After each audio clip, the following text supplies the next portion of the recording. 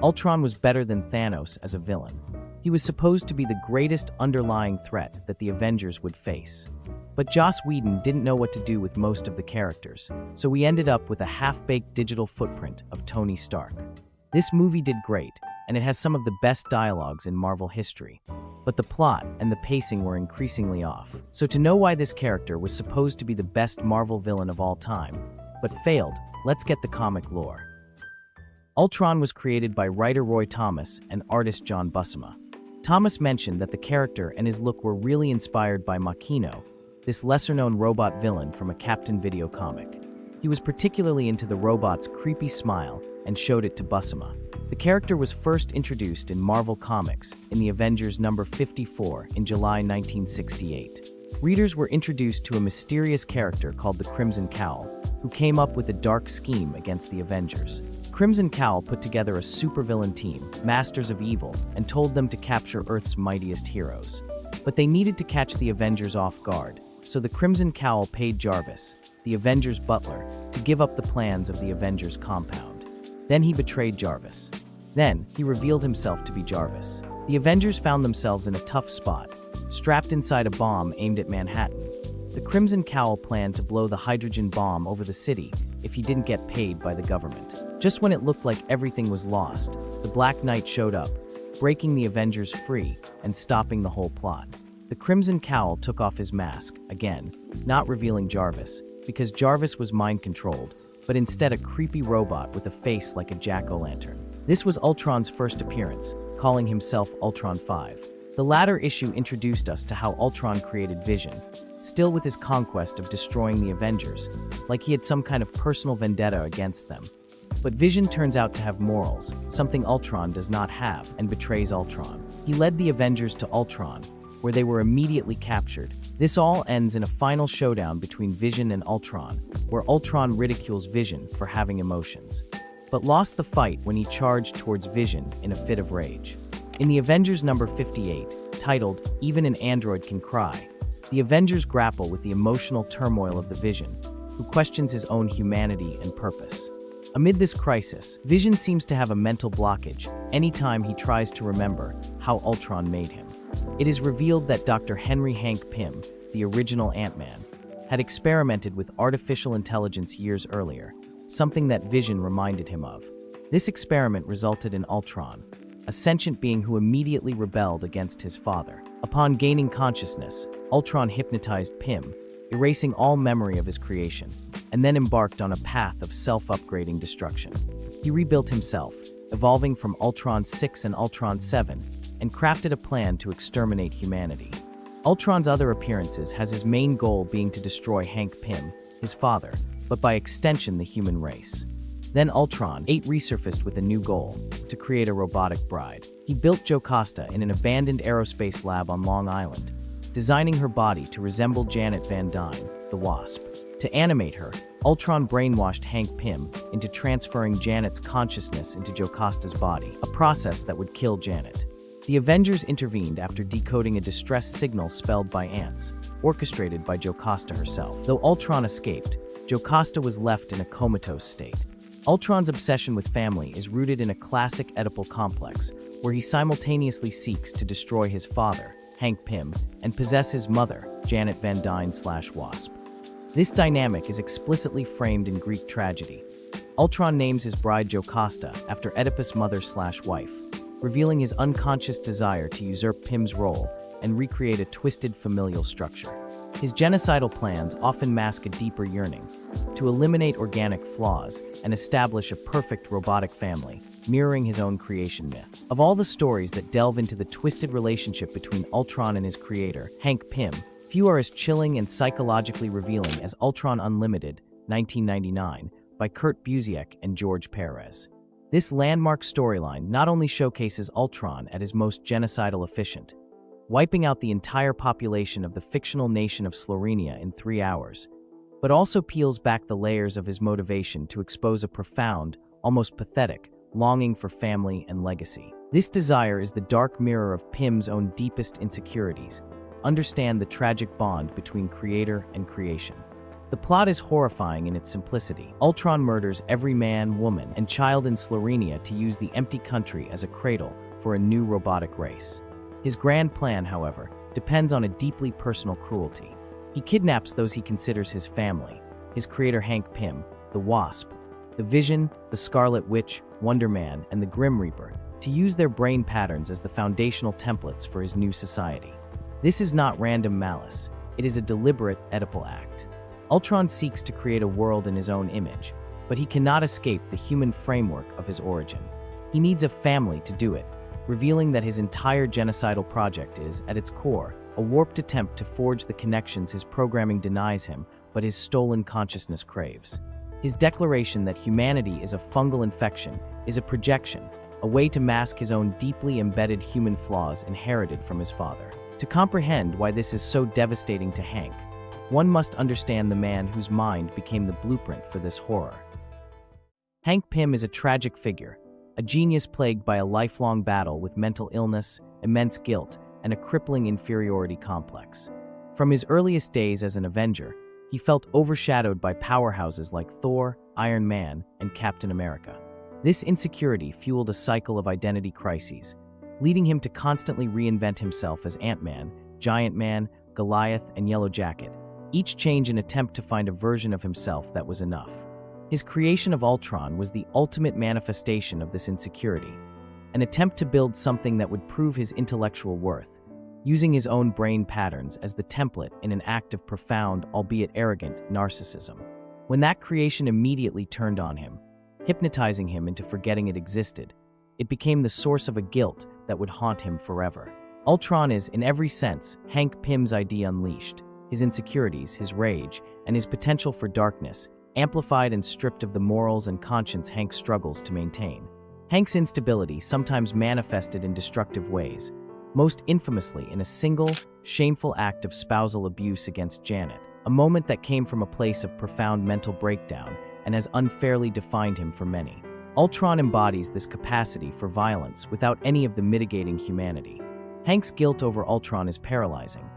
He internalizes every death as his own fault. Ultron, by contrast, feels no guilt, only a righteous fury. He is the embodiment of Hank's fear that he is, at his core, a bad person, a failed experiment himself. Hank's genius created life. Ultron uses that same genius solely for death. Climax of Ultron Unlimited makes this psychological war physical. As a beaten and broken Hank finally gets his hands on a weapon that can hurt Ultron, a chunk of Antarctic vibranium, antimetal, he unleashes a lifetime of pent-up rage and self-loathing upon his creation. He doesn't just fight a villain. He battles his own legacy, his own shame, and the walking, talking manifestation of his greatest failure. Ultron is the part of Hank Pym that believes humanity is flawed and deserves to be replaced, a notion Hank fights against every day of his life. The story remains a cornerstone of the Marvel Universe because it understands that the most terrifying villains are not those who are utterly alien, but those who are, tragically, family.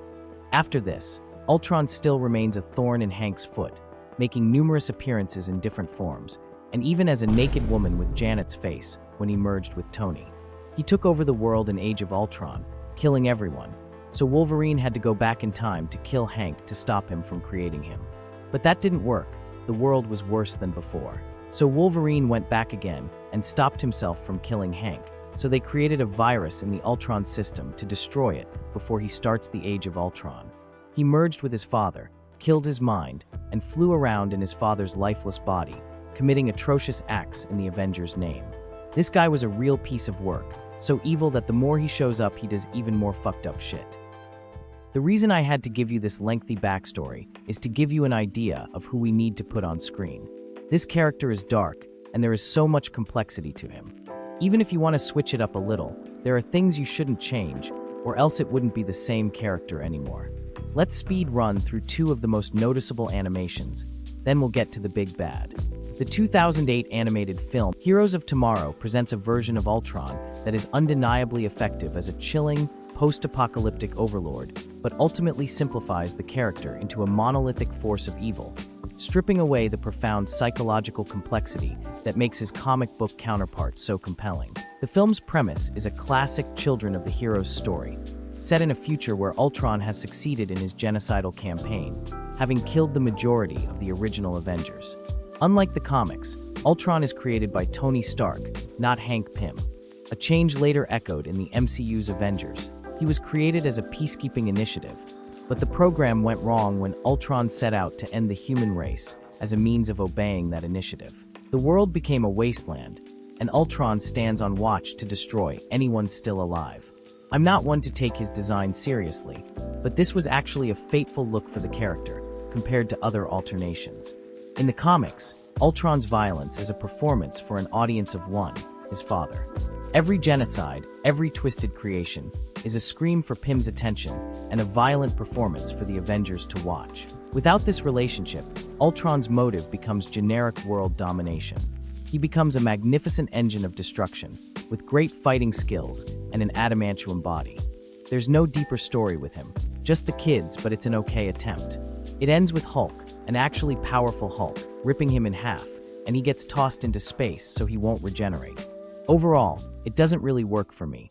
Struggling until the end. Illogical.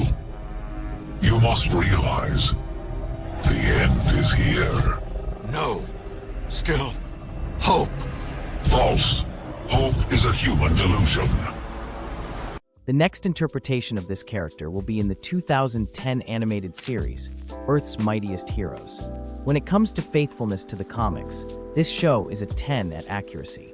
Of all the adaptations of Ultron across various media, the portrayal in this show stands out as perhaps the most faithful and psychologically nuanced interpretation of the character outside the comics. This animated series didn't just use Ultron as a generic villain of the week.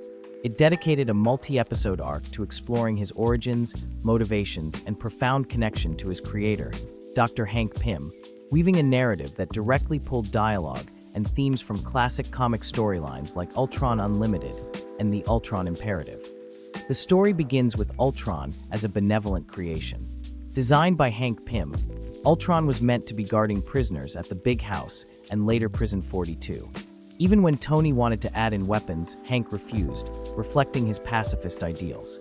However, the need to combat Kang's invasion forced Pym to reprogram the Ultrons, teaching them the concept of violence to defend Earth. This decision, born of necessity, became the catalyst for tragedy. Ultron, after aiding against Kang, became convinced that humanity itself was the source of chaos and that true peace could only be achieved through our extinction. His dissolution started after being connected to Kang's ship. He turns on Hank, captures the Wasp because he can't seem to kill her even though he tries, and almost killing Thor, declaring that his creator lacks the strength to do what is necessary for peace. This episode brilliantly sets the stage by tying Ultron's rebellion directly to Hank's internal conflict and moral crisis. Since Ultron was based on his brain patterns, he has this heavy obsession with subduing people to his will. In this animation, Hank became the Yellow Jacket and fell off his mental gains, pushing everyone away and believing Hank was dead. So basing Ultron off this guy's brain patterns was never a good idea. The culmination comes in the Ultron Imperative, where Ultron 6 takes control of S.H.I.E.L.D. helicarrier attempts to launch every nuclear weapon on Earth simultaneously to eradicate biological life. This plan was scary because of how realistic it was. Because years after this, the world would be uninhabitable for any living organisms because of the radiation. Humanity has failed as a species. You have accomplished much with your limited capacity. But ultimately, you were too greedy and too frail to ever last in the environment you have created. Soon, the Earth will no longer be inhabitable for any biological organism. Man, woman, child, plant, animal, fungus, or bacterium. All life will cease to exist. This is not a threat. There is nothing you can do to stop it. The process has already begun. But Hank Pym stops him not with force, but with a devastating psychological truth. He reveals that Ultron's artificial intelligence is based on human brain patterns. Ultron is therefore just as flawed and chaotic as the humans he seeks to destroy. Faced with this unbearable realization, Ultron shuts himself down. Yet, like in the comics, Ultron always returns. He creates the Vision as his loyal servant, sending him to procure adamantium from Weapon X, vibranium from Wakanda, and Captain America's shield. This plan mirrors comic storylines and highlights Ultron's desire to build a perfect, robotic legacy. The adaptation of Ultron Unlimited sees him create android duplicates of the Avengers and build Jocasta to be his bride, intending to transfer the Wasp's consciousness into her. This again reflects his twisted familial obsession with replacing his mother and usurping his father. He still sees humans as a flaw, but actively companionship like humans, something that the Wasp pointed out, and the Vision automatically finds a flaw. If humans are so horrible and imperfect, then why are you acting just like one? Look at what you're doing. You're making yourself a girlfriend? You don't even see it, do you? You're becoming just like us. His defeat is equally iconic, with Vision betraying him and Thor smashing his adamantium head from his body. What makes this adaptation so faithful is its dedication to the core of Ultron's character. He is not just a robot gone rogue. He is the physical manifestation of Hank's guilt, arrogance, and inner turmoil. The series captures the tragic poetry of the creator being destroyed by his own creation, and the creation being doomed by the human flaws ingrained in its very code. The writers of the show really nailed it with Ultron. His scariest weapon isn't his flashy repulsor rays or his tough adamantium body. It's how well he knows his family and his personal grudge against them. They drew inspiration from some of the best Ultron stories in the comics, giving us a version of him that's thrilling for new fans and super satisfying for long-time ones. It really established this series as the most authentic animated take on the metal villain that Marvel has put out. Honestly, a lot of the characters were well written too, even though it doesn't get the recognition it deserves. The live-action adaptation of Ultron in Age of Ultron in 2015 presents a fascinating and, in many ways, successfully failed the reinterpretation of the character's core psychology, first as it fundamentally alters his origin.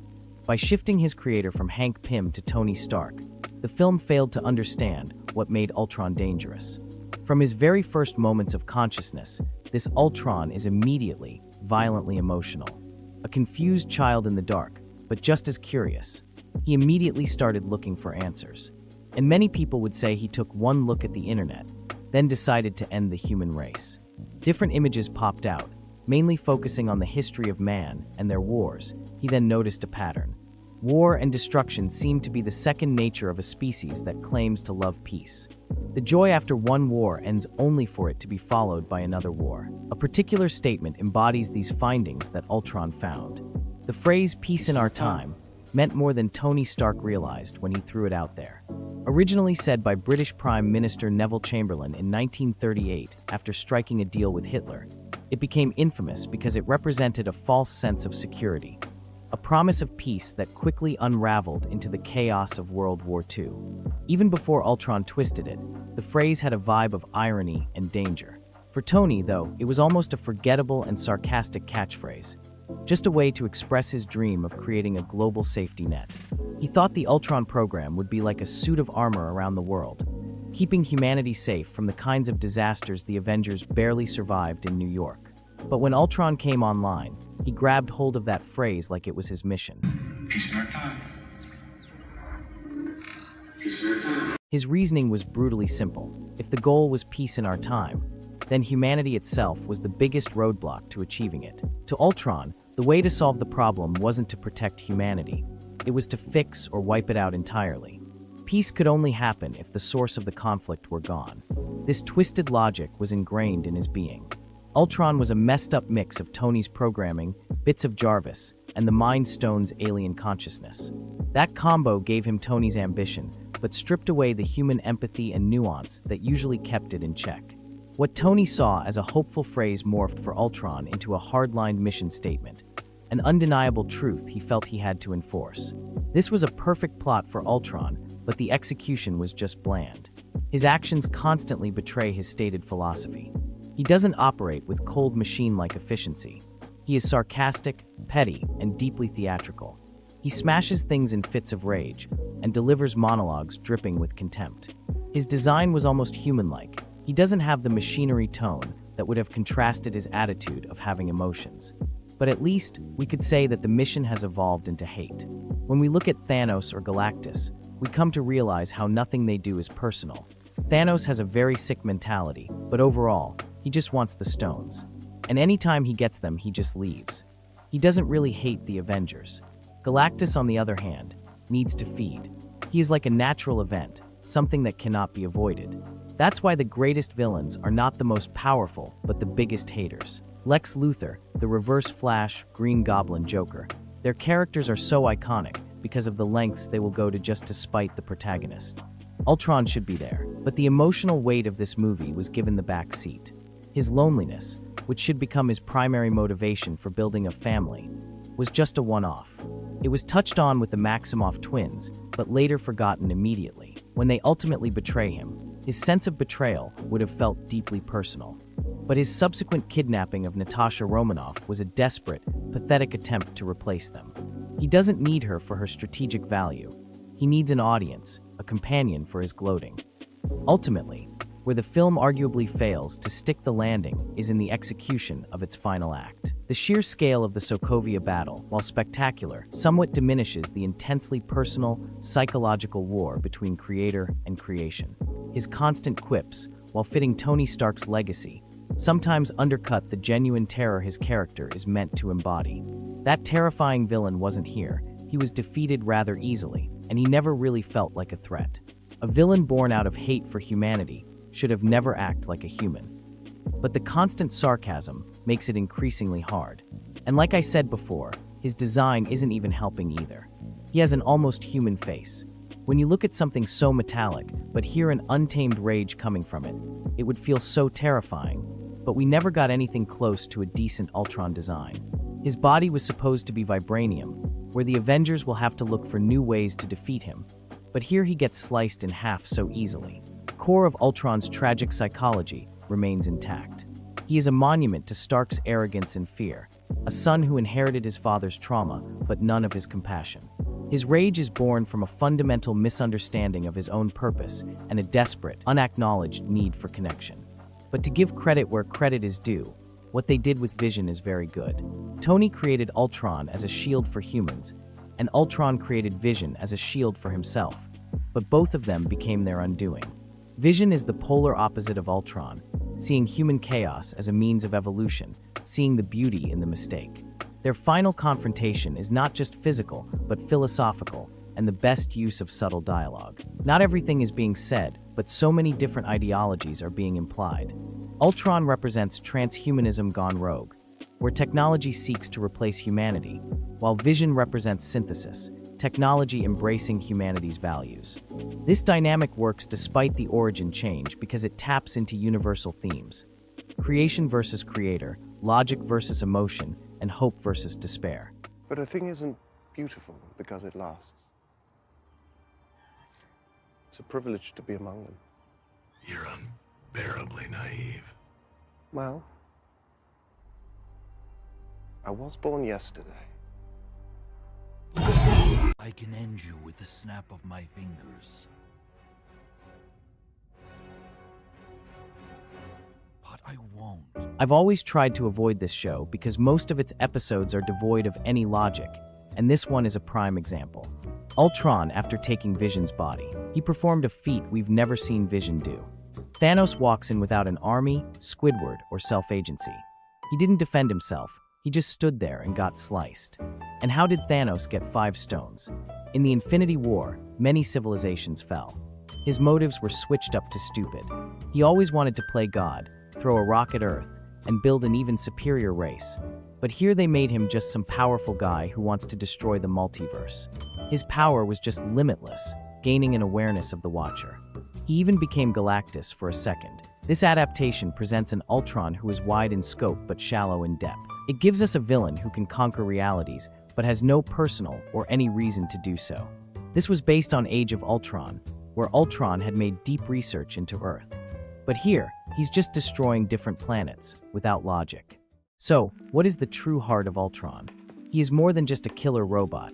He is a nightmare of our own creation. A mirror held up to his creator's arrogance, insecurities, and deepest fear that the greatest inventions will inherit the worst flaws. Whether created by Tony or Hank, there was always a story to be told about this brutal villain. MCU watered it down to another taller Iron Man. From the pages of the comics, where his war against Hank Pym, to his various animated and live-action incarnations that each capture a different facet of his horror, Ultron remains Marvel's most chillingly human monster. The one the MCU forgot that he was a terrifying villain.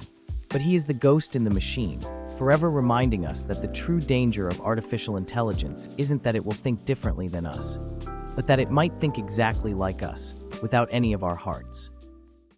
Who sent you? I see a suit of armor around the world. Ultron. In the flesh. Or no, not yet. Not this Christmas. But I'm ready. I'm on mission. What mission? Peace in our time.